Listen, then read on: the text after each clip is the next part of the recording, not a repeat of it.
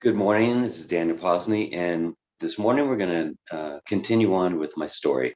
And I feel like some of my story can really help to kind of give some background about where I came from and what my path has been and how I move through things.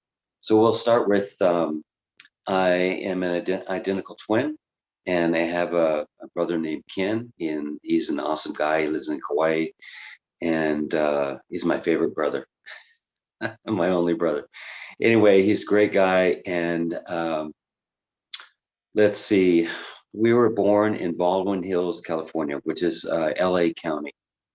And the part that I remember about being that young is we lived in Long Beach and San Fernando Valley in a place called Reseda.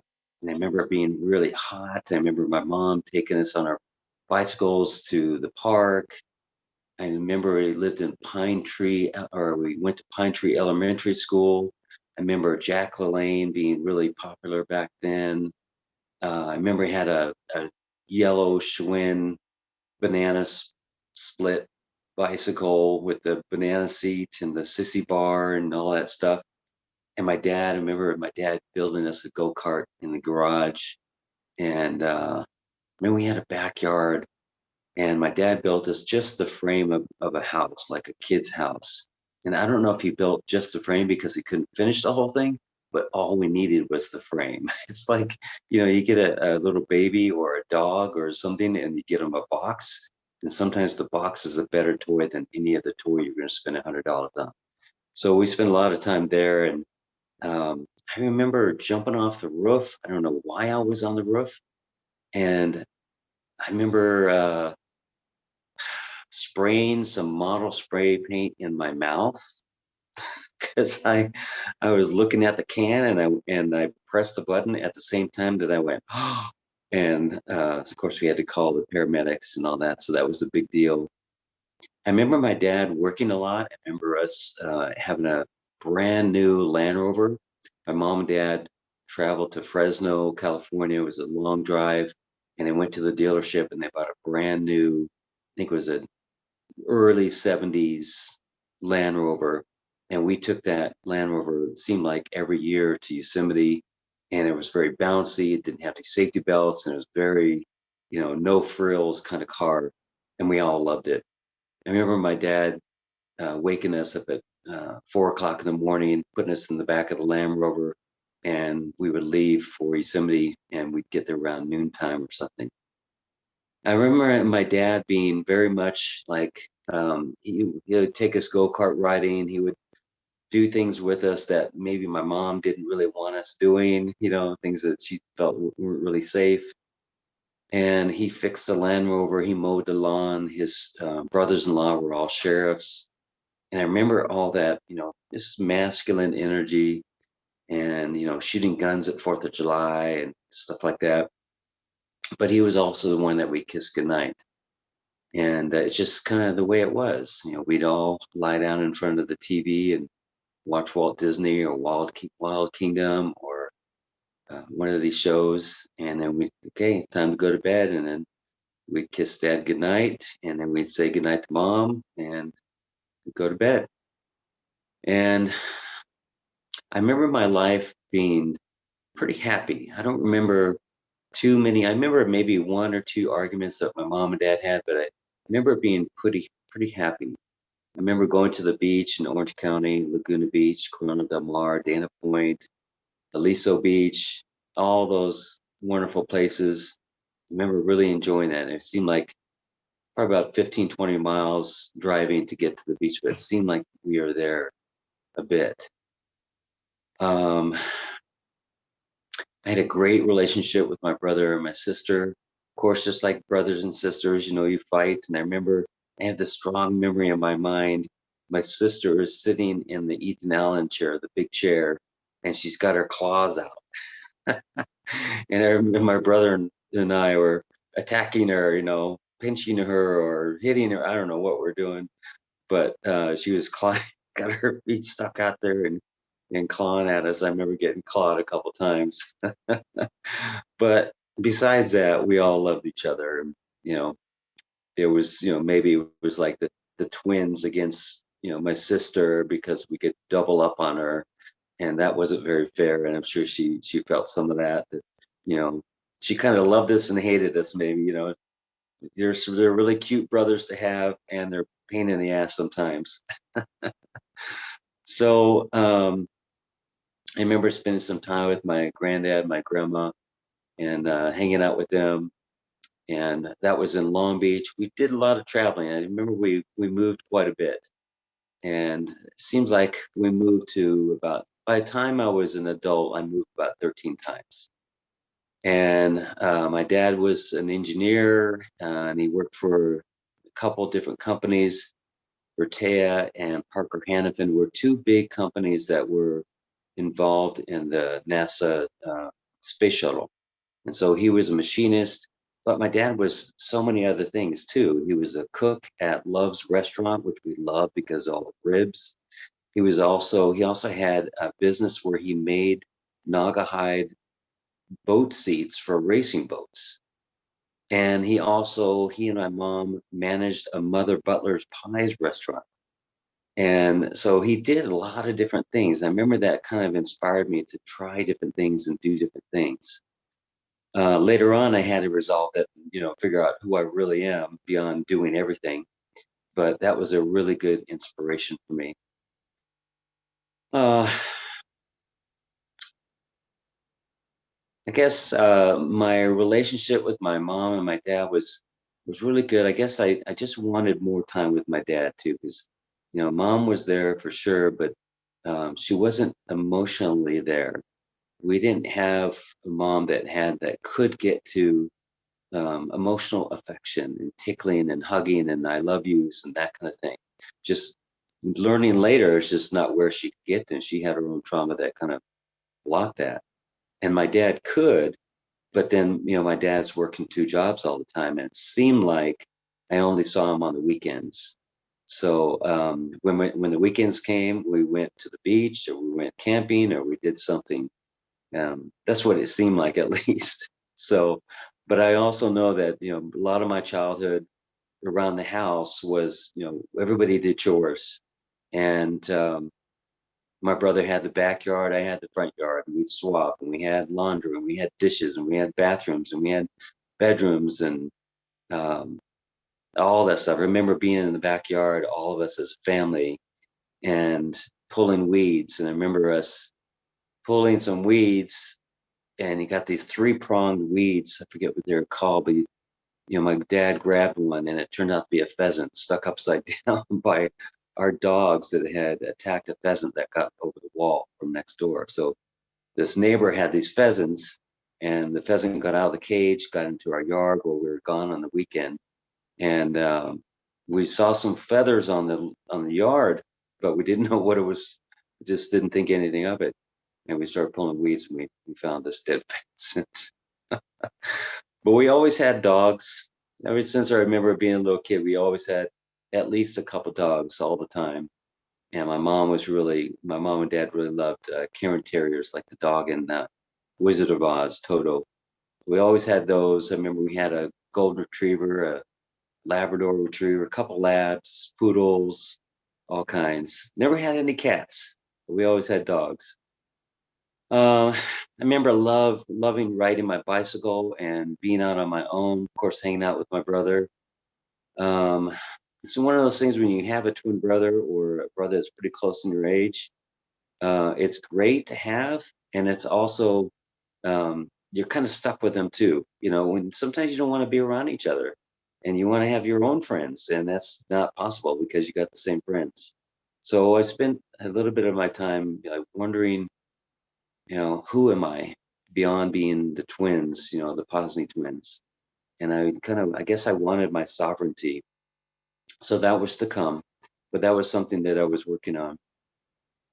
So we moved around a bit. And all the time that we were um, kids, we had these pictures up on our wall in the living room, probably every room in the house, of lions and zebras and rhinoceros and cheetah, and you know they were all over the house. In fact, our dogs, our Cairn Terriers, were named Swahili names. So I remember one was Todu Kufaru, which means little rhinoceros, and Mabili, which means two, because we had two. That was the second Cairn Terrier. And we were just really engaged in that and just really passionate about that. My mom and dad had this dream of going to Africa before we were born. So that's why my dad was working two jobs.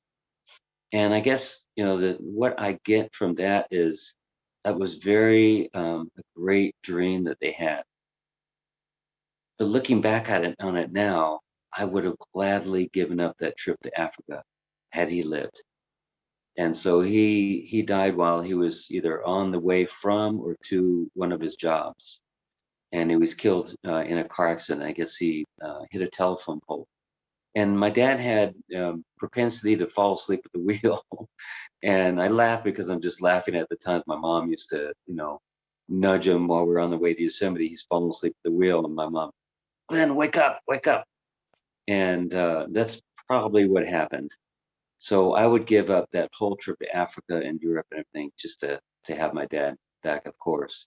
But it was a great dream to have.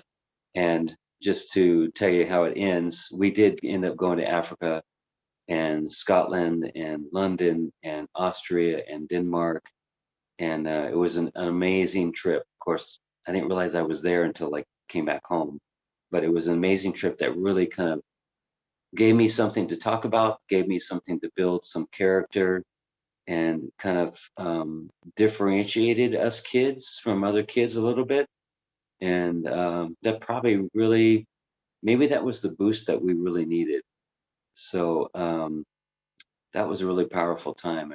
1976 is when we went, and that was a different time to be in Africa and different time to be in Europe. But back to childhood, back to along the way, we lived near Disneyland a mile away, and we used to sit up on the wall and watch the fireworks. And then we lived about a mile away from Knott's Berry Farm. I don't know what the deal with that whole thing was, but we lived in a town called Buena Park, and of course Long Beach. And yeah, I just remember just being a pretty happy kid. And I do remember being like there was something different about me. And I remember my mom telling me that I had wrote her a letter. I think it was after my dad had passed, and it really struck her as I was something. I was barely probably 12 years old or something, and I was telling her that everything's going to be okay, and I had all this wisdom in this letter. And I remember realizing that although I was a twin and I'm in this family, there's something different about me. I look at the world differently, and I don't know what that is. And all I could equate that to is maybe I'm going to be someone special. Maybe I'm going to be in a rock band and we're going to be so famous. Or maybe I'm going to invent something and I'm going to be really wealthy. Or maybe I'm going to become president. I'm going to, fix the world. And it was, it's all I knew is what, those kind of three things. But little did I know that I was going to go on this journey, on this path that is completely different, and eventually be able to have an effect on people's lives. And I never could have seen that back then. And no one could have told that to me.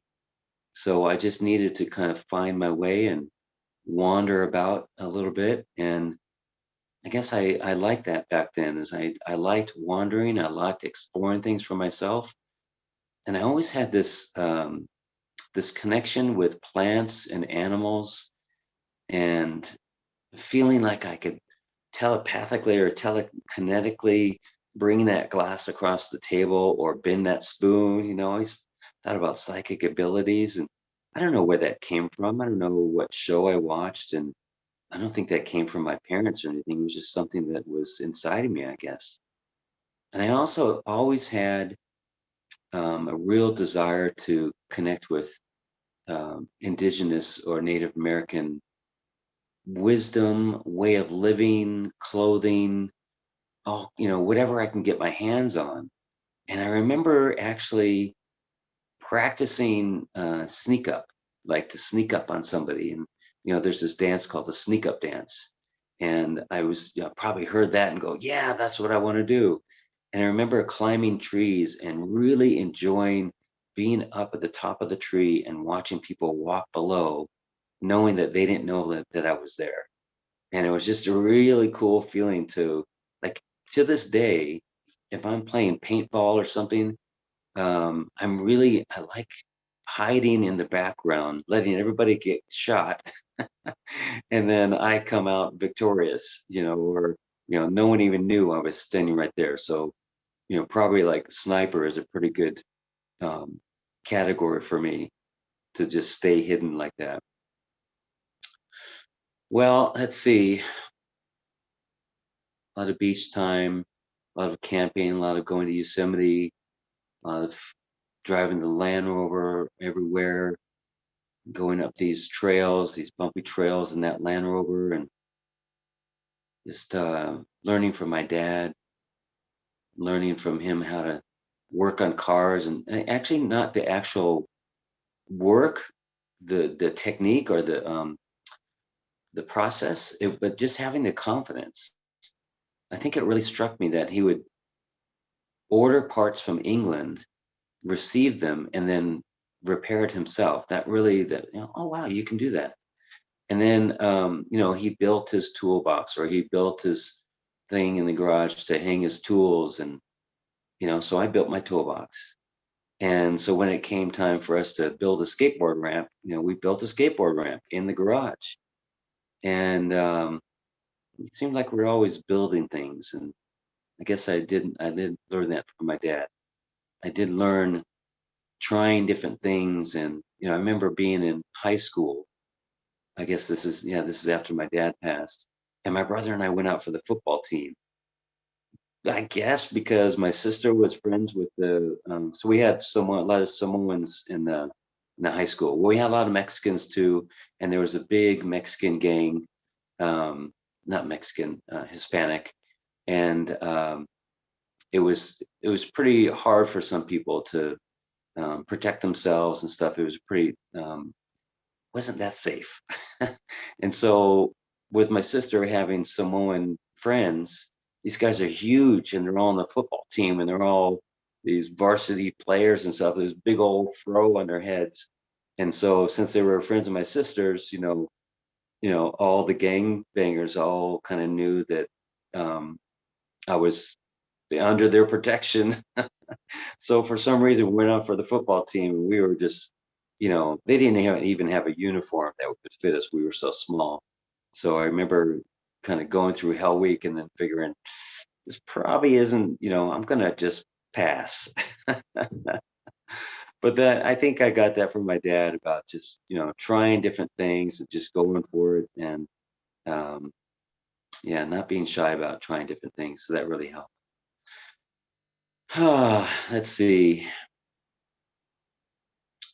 Reaching back here, looking at my memories. Yeah, I remember, well, here we come to the part.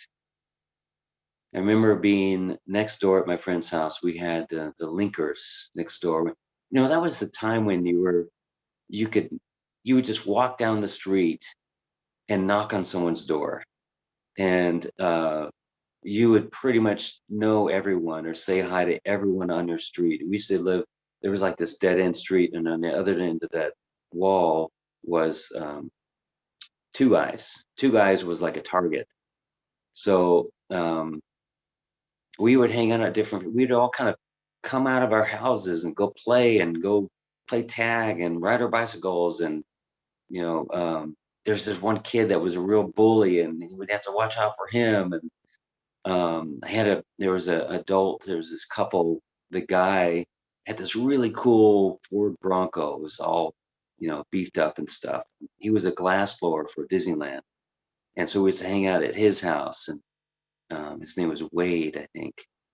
And he had a really cute wife. And we had this nice elderly couple across the street, and they would always win the most beautiful house in Garden Grove, which is where we lived at the time. And my next door neighbor, Randy, had a raccoon as a pet. I don't know, it just sounds like some kind of Stand By Me movie or something when you talk about it. It was much different. We had these friends across the street. His name was Grape Ape We called him Great. His name was John, but we called him Great Big because he was so big. He was a Panamanian guy. You know, he had the big fro and big body, and he was older than us, so he could get beer and cigarettes. And so we hang out at his house and hang out in the garage. And he had a pool, and you know, you think about all the stuff we used to do, and we used to ride our bicycles. At that time, we used to ride our bicycles about 20 miles from Garden Grove to Irvine to go ride our bicycles. You know, we'd pick up some cigarettes somewhere and some beef jerky and some candy, and then we'd go to Irvine and go ride our bikes around and smoke cigarettes and rent a rowboat at the lake out there. And God, what a time of just exploring. And you know, you go into people's houses, you hang out in their backyard, and this person's got a pool, and you invite yourself over. You know, of course, we had phones, but there wasn't any cell phones, there wasn't any computers. So when you wanted to hang out with someone, you just went up to the door and knocked on the door, and they're probably just hanging out. So they go, "Yeah, let's go ride our bikes." It just seems so odd nowadays to do something like that. But everybody kind of knew each other, and we kind of knew someone at least, you know, a couple blocks away from our own home. You knew the neighbors about that far away. I remember, I think it was, yeah, it was before my dad passed. I remember I was in sixth grade or something, and there's this couple of tough kids, Rex and Casey, and you know, they had their own rough childhood and rough home life because they were always bullying me, or at least, you know, one of them was. I remember being in the bathroom and this guy came in and he started to pick on me. And I remember using comedy to get myself out of it. Everything he would say, I would say something smart ass. And I would, you know, kind of joke my way out of it. And I remember him kind of going, "You're just weird," or something. And it just kind of shocked him enough to not beat me up. And then one day after school, um, or yeah, just before we ended school, this guy Casey came up to me and he said, um, "I heard you called me an asshole." And I was like, "I did not call you an asshole," because he was this bigger, you know, heavyweight kid. And he says, "Well, I'm going to kick your ass after school." And I was, oh man, how can I don't know how to fight. You know, my dad hasn't taught me how to fight, and I don't know how to deal with this. And I'm, you know, back then, I'm just a sweet kid that's just kind of trying to get good in school and be the part in the play, you know. And here I'm, you know, there's this thing that's in front of me, and I don't know how to deal with it. And I was just completely shocked. And I went outside the gate, and I was hoping to make it home. I only lived about 2 blocks away, and Casey and this guy Rex came out to, you know, fight me. And Casey and I heard that he was taking martial arts still on top of that. And he just started to mouth off to me and trying to egg me on and stuff, and said, "I'm not going to fight you. I'm not going to fight you." And he punched me in the stomach, and it just knocked the wind out of me. And I just started tearing up, and that, you know, I was one of the most helpless points of my life, I think, in my childhood, just being there in front of this big kid with no one supporting me. It was a very traumatic time. I mean, I'm getting emotional just talking about it. And he just looked at me, and he didn't punch me again. He just punched me that one time. And I think I just started to cry, and he let me walk away. And I don't think I told anybody about that. But I felt kind of sad for him too, that he would need to pick on someone like me. And then I thought about it as the years went by, and something really terrible happened to him. Something really traumatic happened to him. And then it caused him to kind of go down that road.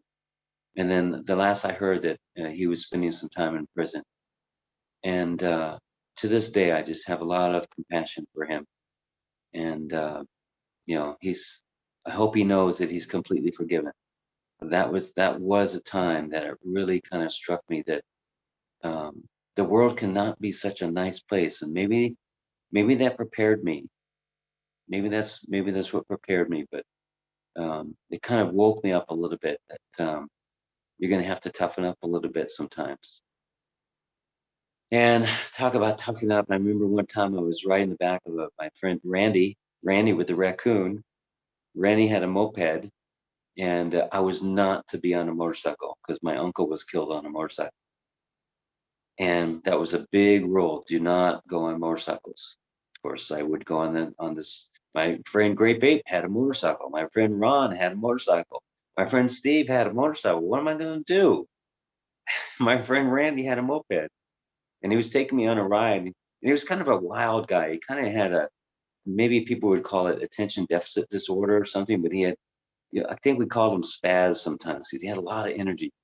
And of course, I'm riding on the back of this guy, on the back of this moped with this guy. And as I'm going down the street, I see that the school bus has just um, let off the kids from school, which included my older sister. And my sister was, she's not supposed to know I'm on the back of it. So as I'm going about 30 miles an hour, I jump off the moped. And you know what happens when your legs can't keep up with the speed. And I just, it was just slid on my elbow and my hand, and it was not a pretty sight. And I remember sitting on the curb, just sitting there trying to hold it together, and I'm just bleeding down my arm. And my sister walks up and she goes, "Are you okay?" And I said, "Yeah."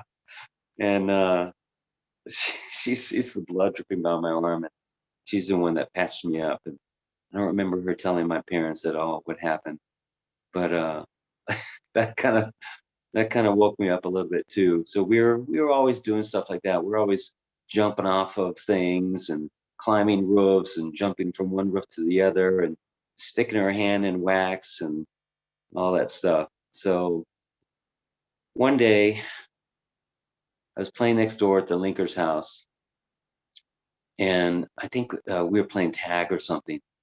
And someone came up running up to me and said, "Hey, there's cops at your house." And we weren't we got in some trouble sometimes, but never with cops. But this time I thought maybe they caught me, someone told or something. And I started getting really scared, like, what is it that I did? I'm in trouble. And I got next door, and relatives were out there, the cop car was there, people were inside the house, outside the house, in the doorway. My uncle, my mom's brother, who was a sheriff, big guy, standing there outside the garage, and everyone, I heard crying inside. And I remember my uncle put his hand on my shoulder, and he said, "Don't cry, you're the man of the house now." And I remember looking at him like, that's bullshit. And then his son greeting me at the door, laughing. And I know it's just the only way that he could know how to handle it, what was happening. And I went inside, and they told me what happened. It was a huge shock. And to think about somebody was there earlier, and you're never ever going to see them alive again. It was a huge shock to me. And I remember there was some talk, and there was some short counseling, but there wasn't any professional counseling. There wasn't really any come together kind of moment. And after that time, we all kind of sort of went our separate ways. My mom had to learn how to drive because my dad did all the driving. My mom had to get a job because she had a full-time job with kids, and my dad was working. So now she had to take care of 3 kids and learn how to drive and get a job.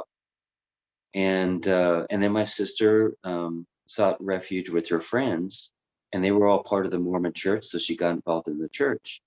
And my brother and I got involved with alcohol and pot, and just kind of getting in trouble, and doing things that boys do. And so we all kind of went our separate ways.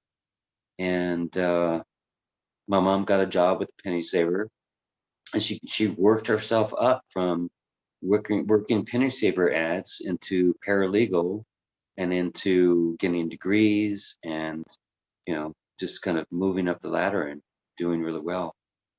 But that was a time that really started to shift our lives.